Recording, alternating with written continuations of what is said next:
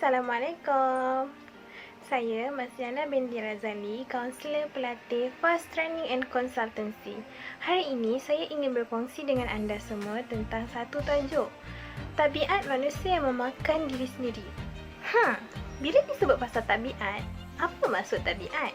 Tabiat itu adalah perkara yang sentiasa kita lakukan. Contoh, tabiat kita suka tengok handphone malam-malam, kita suka main game, kita suka baca buku.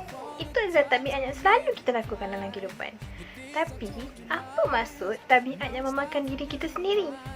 Tabiat yang memakan diri kita sendiri bermaksud Allah Subhanahu Wa Taala telah memberikan kita akal dan fikiran. Tapi bagaimana seorang manusia yang beragama Islam macam kita ni menggunakan potensi akal dan fikiran kita?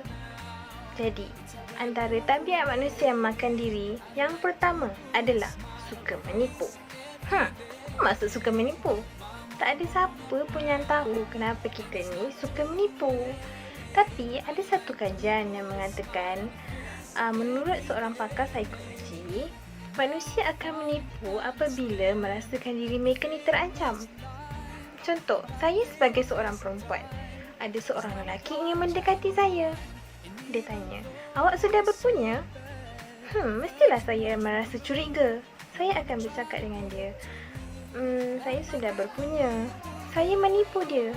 Tapi, menipu yang saya telah ucapkan pada dia itu adalah untuk keselamatan diri saya. Tapi apa maksud menipu yang cuba disampaikan di sini?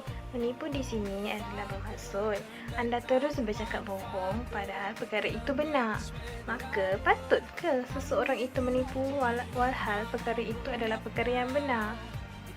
Jadi, jika seseorang itu terus menipu, tabiat yang sering dilakukan iaitu menipu akan memakan diri mereka sendiri. Kerana apa? Kerana jika kita terus menipu, perkara itu akan menjadi darah daging kita. Jadi, buka mulut saja kita akan terus nak cakap bohong. Tabiat manusia yang kedua adalah suka bergaduh. Anda mesti dah faham kan apa maksud suka bergaduh? Suka bergaduh di sini adalah di mana seseorang manusia membenci satu sama lain. Jadi, sifat dan tabiat ini tidak patut ada dalam diri kita. Kenapa tidak patut? Suka bergaduh boleh dikatakan satu unsur keganasan, di mana keganasan itu akan terus menanda dalam diri kita sendiri. Jadi bagaimana? Sebab itulah dikatakan tabiat ini tidak baik untuk diri kita. Tabiat ini akan memakan diri kita sendiri. Tabiat yang ketiga adalah berlaku curang, di mana dalam Islam telah diajar untuk bersikap jujur, untuk mencontohi akhlak Rasulullah SAW. Jadi, dalam pasangan, jaranglah tak ada kes tentang curang ini. Kenapa kita perlu curang sedangkan ada orang setia menunggu kita?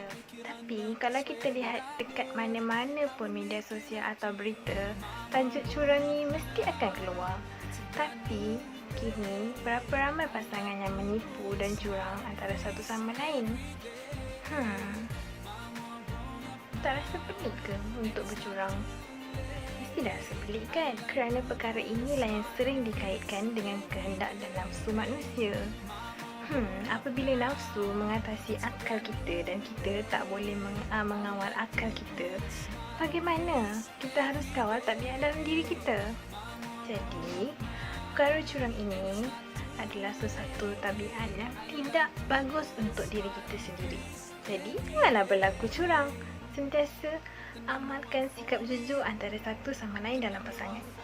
Sekian sahaja daripada saya, Masliana binti Razali, untuk perkongsian pada hari ini. Terima kasih. Bye. Assalamualaikum.